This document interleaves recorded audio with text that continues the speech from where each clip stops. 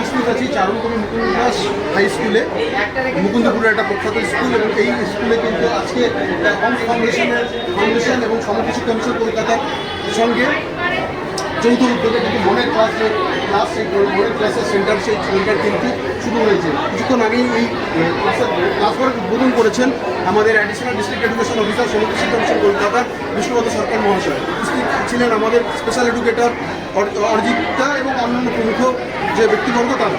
এই মনের ক্লাসকে আমি একটু দেখাতে বলবো, যে ছবিগুলো দেখাতে বলবো। মনের ক্লাস উদ্বোধন হয়ে গেছে এবং বাচ্চারা কিন্তু সারিবদ্ধভাবে এখানে বসে আছে, এবং মনের ক্লাসের জন্য মনকে ভালো করার জন্য যে সমস্ত জিনিসগুলি করা দরকার সেই জিনিসগুলো কিন্তু এই ক্লাসের মধ্যে কিন্তু পরপর করে সাজানো আছে। এবং আশা করা যাচ্ছে যে কিছুদিনের মধ্যেই এই ক্লাসগুলো করে বাচ্চারা আরও নিজেদের মনকে ডেভেলপমেন্ট করতে পারবে এবং তারা মনকে নিজেদের কন্ট্রোলে রেখে করতে পারবে।